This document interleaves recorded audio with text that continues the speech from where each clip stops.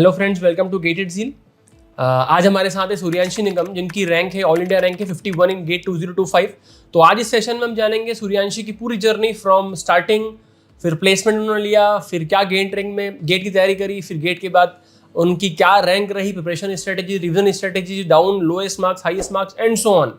First of all many congratulation Suryanshi for this good rank in GATE. Thank you sir. Suryanshi, तो आपका GATE rank all India rank 51 है। आपका set कौन सा था? सेट मेरा फर्स्ट सेट था और Okay. उसमें मेरा एक्चुअल स्कोर 88 था, जो नॉर्मलाइज होके 84 पॉइंट समथिंग हुआ। Okay, very good. So last year भी आपने सूर्यांशी अटेम्प्ट करा था गेट को? यस सर, लास्ट ईयर मेरा रैंक 1002 था, तो Okay. इस साल के प्रिपरेशन मतलब के टॉप IITs चाहिए थे, तो इसलिए वापस से। तो इस सेशन में आप ये भी जानेंगे कि 1002 से 51 तक की जर्नी के जो गैप फिलिंग था वो कैसे सूर्यांशी ने कवर करा। सूर्यांशी, आप कॉलेज कहाँ से आप बिलोंग करते हैं, कौन सा कॉलेज था आपका? मैंने गवर्नमेंट इंजीनियरिंग कॉलेज उज्जैन से बीटेक किया था। Okay. मैं 2024 पास आउट हूँ। 2024। तो आपने प्रिपरेशन स्टार्ट कब से करी थी गेट की?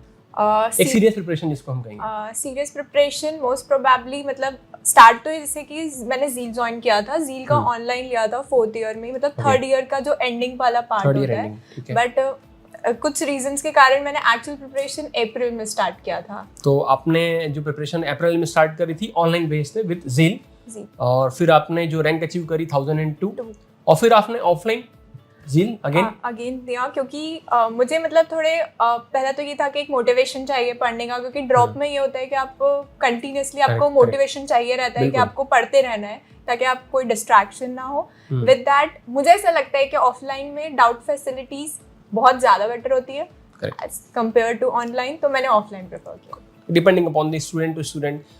तो सूर्यांशी ने पहले तैयारी करी अप्रैल एंड से, और फिर प्रॉपर एक बार 1002 रैंक अचीव करी 51 के लिए, फिर उन्होंने वापस से ज़ील को ही सिलेक्ट करा। ये भी एक इम्पॉर्टेंट पॉइंट होता है, क्योंकि सूर्यांशी एक ऐसी स्टूडेंट है जिनके पास एक रैंक के बाद बहुत सारे ऑप्शंस अवेलेबल हो सकते थे कि अदर इंस्टीट्यूट में जाकर के भी वो तैयारी कर सकते थे, बट सूर्यांशी अगेन सिलेक्ट और choose the zeal for their offline preparation. अच्छा सूर्यांशी, फिर आपका प्लेसमेंट वगैरह भी आई थिंक जितना मैं समझ पा रहा हूँ हुआ था शायद? यस, एक्चुअली मतलब प्रिपरेशन जर्नी जब वैसे तो मैंने अप्रैल से पढ़ना सीरियसली स्टार्ट किया था, पर Okay. ज़ील मैंने फरवरी में ज्वाइन कर लिया था। तो मेरा ये था कि मतलब प्रिपरेशन अच्छी चल रही थी, तो मार्क्स भी अच्छे आ रहे थे, तो मुझे कॉन्फिडेंस था कि हो जाएगा। तो मैंने Okay. जो स्टार्टिंग की प्लेसमेंट्स आते हैं उनको मैंने मतलब ऐसे नहीं किया था। फिर मेरा जब रिजल्ट आ गया, फिर मेरी रैंक आई, तो उस बीच में मैंने एक तो TCS का एग्जाम ऑलरेडी दे दिया था। विद दैट फिर मैंने एसेंचर के लिए भी ट्राई किया था, एंड प्रिपरेशन अच्छी रहती है तो एसेंचर और TCS दोनों में प्लेस हो गई। दोनों प्लेस हो गया था। अच्छा, तो गेट की प्रिपरेशन के थ्रू या फिर आपने कोई डेडिकेटेड प्लेसमेंट की तैयारी करी थी? नहीं, डेडिकेटेड तो प्लेसमेंट लाइक बेसिक कोडिंग तो शायद सभी करते सभी हैं, करते हैं, correct। और बाकी आपके कोर सब्जेक्ट्स मेरे अकॉर्डिंग तो गेट प्रिपरेशन से इतने अच्छे हो ही जाते हैं कि आपको अलग से प्रिपरेशन की जरूरत नहीं पड़ती है। अच्छा, एक और मेरा क्वेश्चन मेरे माइंड में आ रहा है कि 1002 एक अच्छी रैंक थी, तो आपने फिर कॉलेज उसके बेस पे चूज क्यों नहीं करा, सिलेक्ट क्यों नहीं करा? Why don't you go for it? मतलब अगर मैं अपने पर्सपेक्टिव से बताऊं तो मुझे ये था कि मुझे टॉप NITs और कुछ IITs लाइक IIT धनबाद वगैरह भी और IIITs भी मिल रहे थे, बट मेरे पेरेंट्स का मोटिवेशन NITs की तरफ नहीं था। उनका था कि जाना है तो अच्छे कॉलेज में जाना है, तो अच्छे मोस्ट college में जाना है। प्रोबेबली मेरे फादर, ब्रदर और मम्मा के IITs में ही जाना है, तो उन्होंने मुझे ज्यादा फोर्स किया कि एक साल ड्रॉप ले, लाइक उनको मेरे कैलिबर पे ज्यादा विश्वास था। ये बहुत इंपॉर्टेंट चीज़ है कि पेरेंट्स विश्वास करते हैं उन स्टूडेंट पे ही करते हैं, बेसिकली उनको लगता है कि हाँ बच्चे कर सकते हैं, तो वो विश्वास बिल्कुल खरा उतरे है सूर्यांशी उसके ऊपर, और एक अच्छी ही रैंक उन्होंने हासिल करी। Why you want to appear for GATE? आपको गेट अपीयर क्यों करनी थी? मतलब क्या मोटिवेशन था आपका कि मुझे गेट तैयारी करनी है, या फिर मुझे टेक कंपनी में प्लेसमेंट के थ्रू जा सकते थे? प्लेसमेंट तो पहले तो 3rd टायर कॉलेज में प्रोडक्ट बेस्ड कंपनीज में जाना तो थोड़ा टफ होता ही है। Okay. विद दैट मुझे ऐसा लगता था मतलब गेट प्रिपरेशन से पहले तो आप कंप्यूटर साइंस के जो कोर सब्जेक्ट्स हैं उनका आपको बहुत अच्छा नॉलेज मिलता है। Correct. दूसरा, आपको बहुत सारी अपॉर्चुनिटीज मिलती हैं, लाइक सिर्फ मास्टर्स नहीं होता है, बाकी अपॉर्चुनिटीज भी होती है, PSUs भी होते हैं जिनका इंटरेस्ट होता है। पर मतलब ये था कि एक बार और एक सबका रहता है ना कि यार एक बार तो IIT में पढ़ना है, वो सपना सबका रहता है, तो Correct. वो भी था। अच्छा, जैसे सूर्यांशी ने मुझे बताया था कि बार्क का भी अभी रिजल्ट आया है, तो बार्क के बारे में आपका क्या रिजल्ट वगैरह रहा है? हाँ, तो बाक का मतलब डेफिनेटली गेट स्कोर के थ्रू और दोनों के थ्रू मेरा सिलेक्शन हो गया, मतलब ऑनलाइन एग्जाम के थ्रू जस्ट कट ऑफ मेरा क्लियर हो गया और गेट स्कोर के थ्रू भी क्लियर हो गया। Very okay, all the best for the interviews. Thank you sir. अच्छा, आपको लाइफ में क्या गोल है? What you want to achieve in your life? Life में तो मतलब ऐसे एक मतलब थोड़ा Fix goal नहीं है। हाँ फिक्स नहीं है, मतलब कि वर्क बैलेंस लाइफ और चीज़ें एक्सप्लोर करना मुझे ज़्यादा पसंद है कि मुझे चीज़ें एक्चुअली एक्सप्लोर करके कि हाँ मुझे तब पता चलता है कि मेरा इंटरेस्ट किस चीज़ में है। मतलब इनका है कि जो अभी सामने दिख रहा है बस वही हमारा गोल है, बहुत ज़्यादा दूर की अभी नहीं सोचना ज़्यादा है। नहीं सोचते। हाँ अच्छा, प्रीफर्ड कॉलेज कुछ या पीएसयूज में आप जाना चाहेंगे क्या? कब का मतलब प्रीफर्ड? मेरा तो मास्टर्स करने का ही मतलब है कि मुझे मास्टर्स ही करना है, और मतलब लास्ट ईयर भी यही था कि टॉप तीनों कॉलेज मिल जाने चाहिए, आईटी बॉम्बे, आईएससी और आईटी मद्रास, और रैंक भी अभी है कि उस अकॉर्डिंग मिल ही जाएगा मोस्ट प्रोबेबली। अच्छा, एक ज़ील के रिगार्डिंग में क्वेश्चन पूछना चाहूंगा कि सिंपल सा क्वेश्चन है, why Zeal, why you want to prepare from Zeal only? Zeal only इसका रीज़न है कि डेफिनेटली एक तो यहाँ पे मतलब मैम बहुत ही अच्छा पढ़ाती हैं, तो मेरा एक्सपीरियंस है, और मतलब पर्सनली है तो मेरे भैया का भी एक्सपीरियंस ज़ील के थ्रू ही है, तो वो एक्सपीरियंस पहले से था। तो मुझे ऑनलाइन में भी मतलब मैं लास्ट ईयर ऑनलाइन थी, तो मुझे ये तो है कि मैम का बहुत अच्छे से समझ आ रहा था। मेरा मेन प्रेफरेंस था कि मुझे थोड़ा और प्रैक्टिस करनी है, और मैं मतलब बाद में मैम का ही गाइडेंस लेने आई थी, तो मुझे ये था कि हाँ मैम से तो क्लियर हो जाएगा, और एक वो मोटिवेशन रहेगा कि यहाँ पे सब मोटिवेट ही करेंगे कि अच्छे से करना है। तो इसलिए आपने, और ज़ील का कल्चर आपको पता था पहले से कि आप ऑनलाइन कहीं ना कहीं जुड़े थे, डाउट फीचर फैसिलिटी प्ले, और उसके बाद जो स्टडी मटेरियल था आपको उससे सेटिस्फाई थे, टेस्ट सीरीज से, तो आपको एक कहीं ना कहीं कनेक्टिविटी बनी हुई थी। और मतलब एक और पॉइंट था कि यहाँ पे जैसे नॉन में तो ऑफलाइन रहता है, और मेरा प्रेफरेंस भी ऑफलाइन ही था ड्रॉप में, और विद दैट तो इसलिए। ओके, नेक्स्ट मेरा क्वेश्चन है सूर्यांशी कि how you improve your weak subject. मान लो हर स्टूडेंट के कुछ सब्जेक्ट ऐसे होते हैं जो उनको लगता है टफ है, हमसे नहीं बन पा रहे, कहीं ना कहीं हमें वीक लग रहे हैं, या पर्टिकुलर सब्जेक्ट वीक नहीं होता तो टॉपिक उनको लगते हैं टफ लगते हैं, वीक लगते हैं, तो ऐसा आपके साथ भी हुआ होगा, तो how you improve from that? उसमें तो मतलब ये है कि प्रैक्टिस, मुझे ऐसा लगता है कि अगर आप पहला तो आपका प्रॉपर रिवीजन होना चाहिए, कंसेप्ट अंडरस्टैंडिंग होनी चाहिए, बट सिर्फ कंसेप्ट अंडरस्टैंडिंग ही काफ़ी नहीं होती है, आपको ज़्यादा से ज़्यादा क्वेश्चंस प्रैक्टिस करने पड़ते हैं, लाइक PYQs, और जैसे कि ज़ील में होता है कि बेसिक बुकलेट के साथ एडवांस वाला सिस्टम भी होता है, तो मेरा यही प्रेफरेंस था कि मैं एडवांस भी सॉल्व करूँ, और मतलब ये था कि ज़्यादा से ज़्यादा प्रैक्टिस करनी है, क्योंकि प्रैक्टिस करके क्वेश्चंस और कंसेप्ट और ज़्यादा क्लियर होते हैं और समझ आते हैं। ओके, तो आपने प्रैक्टिस को ही अपना एक हथियार बनाया, इससे आप इम्प्रूव अपनी चीज़ों को। हाँ मतलब ये मेरा लास्ट ईयर का एक्सपीरियंस था कि मैंने कुछ कम प्रैक्टिस करी थी, जिसके कारण थोड़े बहुत मेरे मार्क्स जो इधर उधर हुए, तो इसलिए। अच्छा, टेस्ट अपीयरिंग की स्ट्रेटेजीज क्या रहती थी आपकी? कोई भी टेस्ट अटेम्प्ट करना है तो कितना रिवीजन करना है? कोई बच्चों को लगता है कि नहीं हमारी भी तैयारी नहीं है, हम थोड़ा वेट करके टेस्ट देंगे, फिर वो जब डेट आती है कि हाँ, तो फिर लगता है नहीं अभी भी तैयारी नहीं और टेस्ट हम प्रिपेयर करेंगे, ऐसा करते करते बहुत डिले हो जाता है उनका। हाँ मतलब पहला तो यहाँ पे जैसे ज़ील का जो सिस्टम है उसमें टॉपिक टेस्ट होते हैं, तो टॉपिक टेस्ट तो लाइक आप इतना तो प्रिपेयर ही रहो कि आप ऑन टाइम टॉपिक टेस्ट दो। फुल टेस्ट का ये है कि थोड़ा बहुत सबका अपने अकॉर्डिंग होता है, मेरा बहुत ज़्यादा पीछे तो नहीं ही हुआ कभी, मैं टॉपिक मतलब फुल टेस्ट भी दे देती थी, पर मेरा ये टारगेट रहता था कि मैं एडवांस बुकलेट कंप्लीट करूं और फिर मैं फुल टेस्ट दूं। बेसिक बुकलेट, एडवांस बुकलेट और फिर फुल टेस्ट। मतलब फुल टेस्ट के पहले, टॉपिक टेस्ट के पहले नहीं, टॉपिक टेस्ट तो जो बेसिक पढ़ा है और रिविजन ट्राई करती थी कि PYQs भी हो जाए, नहीं होते थे तो ये था कि फुल टेस्ट के पहले मुझे सब्जेक्ट पूरा कंप्लीट ही करना है, कंप्लीट सब्जेक्ट करना है, फिर फुल टेस्ट को अपेयर करना है। हाँ। अच्छा, फिर टेस्ट दिया और फिर कहीं ना कहीं मार्क्स हमारे कई बार लो भी हो जाते हैं, तो क्या आप उसको कैसे को करते थे कि लो मार्क्स या क्वेश्चन कुछ गलत होते थे तो उनको क्या करते, कैसे सोचते थे, ध्यान रखते थे? ये तो मतलब टेस्ट एनालिसिस और यहाँ पे जो फैकल्टीज है उनसे ही डिस्कस करना कि मतलब मेरी कहाँ कमी रह गई स्पेसिफिकली। मतलब जैसे कि अगर मैं नेटवर्क या OS का टेस्ट दे रही हूँ, या स्पेसिफिकली CSO में कम नंबर आते हैं या नेटवर्क में कम नंबर आते हैं, तो यही रहता था कि यहाँ पे जो फैकल्टीज है और मैम है उनसे आके डिस्कस करना कि मेरी कहाँ मिस्टेक हो गई, उस टेस्ट का प्रॉपर एनालिसिस करना और मिस्टेक्स पे ध्यान देना, मेरा यही स्टार्टिंग से फोकस था। ओके, तो जो क्वेश्चन सही हो गए उन पर भी ध्यान देना या फिर उनको नहीं? कभी कभी ऐसा होता है कि आपके क्वेश्चन बाय चांस सही हो जाते हैं, तो मेरा फोकस वो रहता था कि मुझे वो बाय चांस वाली गलती नहीं करनी है, क्योंकि एग्जाम में आपको 100% प्रिपेयर ही रहना है। तो मैं एनालिसिस सबका करती थी जो सही थे उनका भी, और मैं देखती थी कि जो बाय चांस सही हुए हैं वो क्यों सही हुए हैं, और मतलब मेरा और उसमें क्या डिफरेंस है एक्चुअली, और फिर मेरा मिस्टेक्स पे फोकस था। कई बार स्टूडेंट क्या करते हैं, जैसे मान लीजिए उन्होंने 25 क्वेश्चन का टॉपिक टेस्ट अटेम्प्ट करा, तो उनके 15-20 अगर सही हैं, जो गलत है उन पे ध्यान देते हैं, उनके सॉल्यूशन रीड करते हैं और आगे बढ़ जाते हैं, बट वो उन क्वेश्चंस पे ध्यान नहीं देते हैं जो उनके सही हैं, बट कहीं ना कहीं उनके सॉल्यूशंस में उसमें काफ़ी सारी चीज़ें सीखने को मिल सकती है। तो मेरा सभी स्टूडेंट को एक ही सजेशन है कि जो सही भी क्वेश्चन आपके गए हैं उनके सॉल्यूशंस भी एक बार ज़रूर विजिट करें, ताकि उसमें कोई नई स्ट्रेटेजी या कुछ नया तरीका हमको सीखने का एक शॉर्ट तरीका भी मिल सकता देखने को। ओके सूर्यांशी, टेस्ट अपीयरिंग के बाद हम बात करेंगे एक नेक्स्ट जो सबसे इंपॉर्टेंट चीज़ होती है कि रिविजन स्ट्रेटेजीज क्या होती है रही आपकी? रिवीजन स्ट्रैटेजीज पहले तो ऐसा था कि लास्ट ईयर का प्रिपरेशन मेरा पहले से थोड़ा बहुत था, तो मैंने फिर से जब प्रिपरेशन वापस से स्टार्ट किया तो मेरा फिर से यही फोकस था कि मैं पहले तो कोर्स कंप्लीशन करूंगी। तो जैसे कि ज़ील में होता है कि अक्टूबर ऑनवर्ड्स राउंड टेस्ट चालू होते हैं, तो ये तो पता था कि यहाँ से मेरे को रिविजन चालू करना है और मुझे मेरा टारगेट है कि मुझे सितंबर में कोर्स पूरा खत्म कर देना है। फिर अक्टूबर में जब एक्चुअली राउंड होते हैं तो पहला राउंड 1 जो होता है वो सब्जेक्ट वाइज होता है कि एक एक सब्जेक्ट का हो रहा है। तो जो सब्जेक्ट होता था मैं पहले उसकी थ्योरी रिवाइज करती थी। बेसिक बुकलेट में मैं जब पहली बार बेसिक बुकलेट सॉल्व करती थी तो मेरे उसमें जो मार्क्ड क्वेश्चंस थे वो रिवाइज करती थी। विद दैट मैंने एडवांस में भी मार्क्ड क्वेश्चंस थे वो रिवाइज करती थी, पीवाईक्यूज रिवाइज करती थी और फिर मैं राउंड में अपेयर होती थी।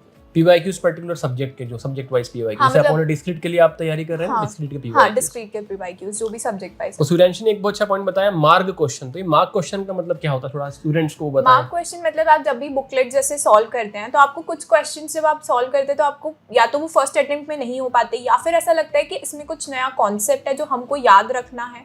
तो मैं ऐसे क्वेश्चंस को बेसिक और एडवांस में मार्क करके रखती थी ताकि ये मुझे रिवीजन के टाइम पे याद रहे, क्योंकि हम क्वेश्चन सॉल्व करके भूल जाते हैं तो वो बार बार रिवाइज होंगे तो वो कंसेप्ट याद रहेगा। करेक्ट, जो चीज़ें ध्यान रखने वाली है उनको मार्क करना, जो कुछ नई चीज़ सिखाने वाले क्वेश्चन हैं उनको मार्क करना, ये स्ट्रेटजी। अच्छा, लोएस्ट मार्क्स और हाईएस्ट मार्क का एक शॉर्ट अगर अपन देखें मॉक के अंदर ही बात करें, मॉक में हाईएस्ट तो मतलब ऐसे स्टार्टिंग अगर मैं मॉक की बात करूँ तो मेरे 82 पॉइंट समथिंग जो थे वो हाईएस्ट थे आपके 82 मार्क्स। और लोएस्ट में मेरे 66 या 65 समथिंग जो थे वो लोएस्ट थे। तो मतलब था, और बीच में ऐसा होता है कि हाईएस्ट लोएस्ट का कॉम्बिनेशन होता है हमेशा। कहीं ना कहीं आपके गेट के मार्क्स और फाइनल रैंक के मार्क्स से वो भी से मैच कर रहे हैं। 84 आपके मार्क्स रहे। हाँ, 84 पॉइंट समथिंग और इधर 82 मार्क्स हाईएस्ट उनके रैंक।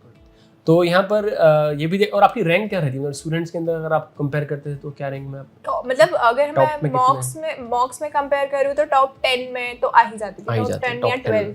मतलब कभी कभी जब बहुत जैसे आपका मोटिवेशन कभी कभी डाउन रहता है और कम मार्क्स आते हैं तो टॉप 10 या 12 पर टॉप 10 में आ जाती है। अच्छा, ये मुझे एक चीज़ ध्यान आ रही है कि तुम्हारा थोड़ा टाइम पहले शायद सर के पास फोन आया था कि सर मुझे टेस्ट तो दे दिए मुझे, लेकिन कॉन्फिडेंस नहीं आ रहा, मुझे डर सा लग रहा है। हाँ, तो वो ऐसा क्यों हो रहा था, क्या था उस टाइम? एक्चुअली उसका ये था कि मतलब ऐसा था हमने बहुत प्रिपरेशन कर लिया, आप टेस्ट बहुत सारे एट द एंड जब मॉक चालू होते तो आप बहुत ज़्यादा टेस्ट देते हो। तो आखिरी में मेरे साथ ये हो गया था कि मैंने बहुत मॉक्स दिए, मुझे स्टार्टिंग में काफ़ी अच्छे मार्क्स आए, फिर धीरे धीरे मेरे डिक्रीज हो रहे थे तो मेरा कॉन्फिडेंस और लो होता जा रहा था। तो क्वेश्चन सॉल्विंग में मतलब बहुत प्रैक्टिस कर ली थी, तो मुझे सर ने बोला था कि थोड़ा सा ब्रेक ले, मतलब 2-3 दिन का, कि अब इसके बाद ओवरलोड हो गए थे आप। हाँ, तो उसके बाद देना ऐसा। अच्छा, एक जो अभी काफ़ी सारे स्टूडेंट हमारे पास लास्ट ईयर भी और भी स्टूडेंट थे जो काफ़ी ब्राइट स्टूडेंट थे, बट कहीं ना कहीं उतनी अच्छी रैंक, बहुत अच्छी रैंक उनकी अचीव नहीं हो पाई। जब हम लोगों ने उनसे डिस्कस करा कि क्या कारण रहा आपका, तो वो उनका कारण उन्होंने बताया डिस्ट्रैक्शन फ्रॉम द पाथ। मतलब उन्होंने मल्टीपल सोर्सेस, मल्टीपल पाथ को फॉलो करना स्टार्ट कर दिया था एग्जाम के 2-3 मंथ पहले, और कहीं ना कहीं वो डिस्ट्रैक्शन और डेविएशन फ्रॉम द पाथ के कारण उनका रिजल्ट्स पे इफेक्ट दिखा। तो स्टूडेंट्स चाहते हैं बहुत सारी सोर्स से पढ़ना, तो आपने भी ये चीज़ फॉलो करी थी कि आप सिर्फ एक लाइन में ही आगे बढ़ते रहे? अब मेरा स्टार्टिंग से मतलब ये रहता है, क्योंकि मतलब वो डिस्ट्रैक्शन फील ही नहीं करना था मुझे। जैसे कि मैं एग्जांपल देती हूँ कि लिंक्डइन और ऐसे बहुत सारे प्लेटफॉर्म्स हैं, वही बात करने वाला कि आपको बहुत सारा डिस्ट्रैक्शन होगा कि हम यहाँ से भी पढ़ लेते हैं, हम यहाँ से भी पढ़ लेते हैं, हमको कंसेप्ट क्लियर नहीं हो रहा है। मेरा स्टार्टिंग से एक ही फोकस था कि ये करना है, मतलब ज़ील का फॉलो करना है तो मेरे को ज़ील का फॉलो करना है, क्योंकि एक प्रॉपर होना चाहिए। बेसिक करो, एडवांस करो, बहुत मटेरियल होता है करने को, आप बहुत अच्छा प्रिपरेशन ही कर सकते हो। तो मेरा तो स्टार्टिंग से एक ही फोकस था कि मुझे एक ही फॉलो करना है। कई बार ऐसे लिंक्डइन पे आपको स्टूडेंट्स मिलेंगे जो आपको मोटिवेट करें कि आप अदर इंस्टीट्यूट से तैयारी करें, पढ़ के देखिए, क्योंकि उनको हो सकता है वो अच्छा लगा हो। तो आपके साल भर की तैयारी एक इंस्टीट्यूट से थी, आप उसके कारण दूसरे फैकल्टी दूसरे इंस्टीट्यूट पर डिपेंड हो जाते हैं। बहुत सारे इंस्टीट्यूट ऐसे जो ऑनलाइन में फ्री में बहुत सारा पढ़ा रहे हैं, यूट्यूब पे पढ़ा रहे हैं, बट जब आपकी प्रिपरेशन में कोई दूसरा ट्रस्ट आपको गेन करता तो आप कहीं ना कहीं प्रीवियस ट्रस्ट पर ब्रेक हो जाते हैं, और विश्वास कम होने के कारण आपकी प्रिपरेशन स्ट्रेटेजी में बहुत फर्क पड़ता है। आपको पता नहीं चल रहा है कि ये प्रिपरेशन स्ट्रेटेजी हमारी डाउन हो रही है, but you are somewhere you are demotivating yourself, और फिर आप एक विश्वास कम होने के कारण आपका रिजल्ट पे फाइनली इफेक्ट होता ही होता है। जितने स्टूडेंट थे जिन्होंने ज़ील के साथ हमेशा स्टार्टिंग से एंड तक पूरा विश्वास बना के रखा, उनका रिजल्ट आपके सामने ही हम लोग देख रहे हैं। उनका रिजल्ट बहुत अच्छा रहा, जैसे सूर्यांशी है, आयुष है, सौरभ थे, ऐसे बहुत सारे स्टूडेंट्स हैं जिन्होंने बिल्कुल डेविएट नहीं है और बहुत अच्छी रैंक हासिल करी, एक लक्ष्य, एक इंस्टीट्यूट, एक विश्वास के साथ। अच्छा सूर्यांशी, एप्टीट्यूड और मैथ्स के रिगार्डिंग मेरा क्वेश्चन है। इससे बच्चे क्या करते हैं, स्टार्टिंग से बोलते हैं नहीं एप्टीट्यूड हमारा मतलब हम लोगों ने पढ़ा है, बुकलेट हमने सॉल्व कर ही रखी हुई है, RS अग्रवाल पढ़ी है, तो कहीं ना कहीं एप्टीट्यूड और मैथ्स को थोड़ा सा निगलेक्ट कर देते हैं कई बार बच्चे, या तो पढ़ लेते हैं तो बुकलेट सॉल्व नहीं कर पाते, तो एंड तक उसको ले जाते हैं, और एंड में ले जाने के बाद फिर जो रिवीजन आपको मेन टेक्निकल सब्जेक्ट्स की बारी आती है, तो वो रिवीजन उसका या प्रैक्टिस प्रॉपर नहीं हो पाती, जिसके कारण भी कई बार स्टूडेंट्स के मार्क्स लो हो जाते हैं। तो आपने उसको कैसे डील करा मैथ्स सेफ्टी को? मतलब कोर्स कंप्लीशन का सितंबर का जो टारगेट था उसमें सब कुछ इंक्लूडेड था, मैथ्स भी एप्टी भी। एप्टी मतलब स्टार्टिंग से थोड़ा अच्छा था, तो मैंने एप्टी के लेक्चर्स तो नहीं, बट मैंने प्रैक्टिस करी, और मैथ्स के तो मैंने लेक्चर्स ही देखे थे, और लेक्चर्स और प्रैक्टिस। कुछ लोगों को ये फायदा होता है कि उन्होंने फर्स्ट ईयर, जैसे मेरा फर्स्ट ईयर सेकेंड ईयर मैंने बहुत अच्छे से मैथ्स पढ़ा था, तो थोड़ी हेल्प हो जाती है, और कुछ बच्चों की नहीं होती, तो उनको जब वो पढ़ते हैं तो टफ लगता है और वो छोड़ देते हैं। तो यही है कि हमको छोड़ना कुछ नहीं है, हमको स्टार्टिंग से करना है, और यही है कि आखिरी तक कुछ नहीं लाना है, क्योंकि आखिरी में कुछ टाइम नहीं बचता है, और विद दैट आपका कॉन्फिडेंस लूज होने का मतलब रहता है। तो मुझे ऐसा था कि मुझे कॉन्फिडेंस लूज तो कहीं भी नहीं करना है, कॉन्फिडेंस आखिरी तक रखना है, तो इसलिए मेरा ये था कि पहले प्रेशर ले लूं, पहले सारा कर लूं, जो नहीं हो रहा है वो कर लेना चाहिए। तो मैंने साथ साथ ही स्टार्टिंग से, मतलब आपने बुकलेट भी सॉल्व करी थी पूरी? हाँ, मैथ्स की मैंने करी है पूरी बुकलेट सॉल्व करी थी। ओके, नेक्स्ट है मैंने एनी मोटिवेशन फॉर जूनियर, कि वो जो प्रिपेयर कर रहे हैं स्टूडेंट, अभी 3rd ईयर में हैं या 4th ईयर में हैं, जिन्होंने अभी तैयारी स्टार्ट करी है कुछ 1-2 महीने पहले, उनके लिए एक जनरल गाइडेंस किस तरीके से आप देना चाहिए? गाइडेंस तो यही है कि पहला कि एक रिसोर्सेज जो फॉलो कर रहे हैं वो फॉलो करें, डेविएट तो बिल्कुल ही ना हो, क्योंकि डेविएशन के बहुत सारे पाथ रहते हैं, और आप जो भी फॉलो कर रहे हो उसको कंसिस्टेंटली और डिसिप्लिन के साथ, कि हमको टेस्ट नहीं छोड़ना है, मतलब नहीं छोड़ना है, चाहे हमारे एग्जाम्स आ जाए, क्योंकि ये मैंने 4th ईयर में शायद एक्सपीरियंस किया है कि मेरे बहुत सारे गैप्स हो गए थे, तो वो 1002 तक मुझे लेके आया, मैं उससे भी ज़्यादा अच्छा एक्सपेक्ट करी थी। तो मैं ये कहूँगी कि कंसिस्टेंसी, डिसिप्लिन, मतलब करना है तो करना है, आज कुछ भी हो जाए, मुझे मेरा दिन का टारगेट ये है तो मुझे करना ही है। भले मैं दिन में 2 घंटे पढ़ती थी, पर मैंने कभी दिन को खाली नहीं जाने दिया, कि मतलब हमको पढ़ना ही है। 1 घंटे रिवाइज कॉपी, मन नहीं हो रहा है आज कुछ नहीं पढ़ना है, तो मैं सब्जेक्ट कॉपी खोल के रिवाइज कर लूंगी, लेकिन मैं करूंगी। अच्छा, ये स्टूडेंट कई बार लेके आते हैं, सर अभी कोई मन नहीं हो रहा है हमारा पढ़ने का, अब क्या करें? तो आपने आपको टारगेट बना था कि मेरे इतने आवर्स बेसिकली पढ़ना ही है? आवर्स टारगेट तो मेरा स्टार्टिंग से नहीं था, मतलब बहुत वो ऐसा रहता है कि आपको एक मोटिवेशन रहता है कि जब आपके पास कुछ नहीं है तो आपको यही करना है। तो मैं ऐसे थोड़े करियर ओरिएंटेड हूँ, तो मुझे ये था कि अब मुझे पता है कि मेरे पास सिर्फ है जो है वो गेट है, सिर्फ और जो है वो गेट है, मतलब एक लक्ष्य था आपके पास। हाँ, भी प्लेसमेंट्स वगैरह मैं छोड़ चुकी थी, तो मेरे पास अब ऑप्शन नहीं था कि मुझे कुछ दिख नहीं रहा था, तो मुझे ये था कि जो है वो गेट है, तो वो अंदर से एक मोटिवेशन था। बीच में मुझे जैसे डेंगू आता, तो उसके बाद मैं डेविएट हुई थी कि मुझे बहुत डर लग रहा था, और यहाँ पे राउंड्स के टेस्ट ऑलमोस्ट चालू हो गए थे, और मुझे दिवाली के पास डेंगू आया, तो मेरा 1 वीक का प्रॉपर गैप आ गया था। बट ये था कि मतलब मेरे पेरेंट्स वगैरह ने ये समझाया कि जो भी होगा वो करने से होगा, हम एक बार कोशिश करते हैं, जो हमको रिजल्ट के बारे में नहीं सोचना है, हमको अपना फुल देना, ताकि हम वहां जाके रिग्रेट ना करें कि हमने फुल नहीं दिया था। करेक्ट। तो बस यही है कि मतलब पेरेंट्स का मोटिवेशन था मुझे, पेरेंट्स का सपोर्ट मुझे लग रहा है स्टार्टिंग से आपका एंड तक पूरा रहा, उसके कारण भी एक इतनी अच्छी रैंक हासिल कर पाना, एक बैकग्राउंड मोटिवेशन स्ट्रांग होना बहुत जरूरी है, कि स्टूडेंट को जब भी लो फील होता है तो उनसे डिस्कस कर सके, बात कर सकें। तो पेरेंट्स का motivation is best motivation for. अच्छा, इसमें एक जनरली देखते हैं हम कि बच्चे पढ़ते तो हैं, कई बार डिस्ट्रैक्शन भी होता है, माइंड स्टेबल नहीं रहता, तो फॉर स्टेबिलिटी ऑफ माइंड आपके कुछ स्पिरिचुअल प्रैक्टिस आप करते हैं कि क्या, कैसे करी आपने, क्या करते थे आप? मतलब डिमोटिवेशन के लिए तो मतलब ऐसा था कि मतलब मेरे भैया ने मुझे सजेस्ट किया था कि भगवद गीता पढ़ती थी, मतलब मैं रोज 1 श्लोक पढ़ती थी, मतलब अभी भी मैं कंटिन्यू ही हूँ उसमें, मैं रोज 1 श्लोक पढ़ती हूँ, एंड वो मुझे धीरे धीरे रियलाइज हुआ कि हाँ वो बहुत अच्छा पॉइंट था, आपको चीज़ें सीखने को मिलती हैं और आपको एक पॉजिटिविटी आती है लाइफ में। तो मतलब है कि स्पिरिचुअलिटी। चैंटिंग वगैरह आप करते थे? चैंटिंग राउंड्स माला के भी करते थे? पहले करती, मतलब वो तो मैंने जनवरी में स्टार्ट किया था। पहले मतलब मेरा मोटिवेशन मुझे भगवद गीता से आया था कि मैं बहुत, जैसे मैंने आपको बताया कि डेंगू के बाद मैं बहुत डिमोटिवेट सी हो गई थी, तो फैमिली सपोर्ट था। विद दैट मेरे भैया ने मुझे सजेस्ट किया कि रोज 1 श्लोक पढ़ भगवद गीता का, तो मैं वो पढ़ती थी, एंड देन धीरे धीरे फिर उसने मुझे थोड़ा चैंटिंग की तरफ मोटिवेट किया, तो मैं 1 राउंड करती थी। बहुत ही अच्छी फैमिली आपकी, आपको हर तरीके से मोटिवेट कर रहे हैं उन्होंने।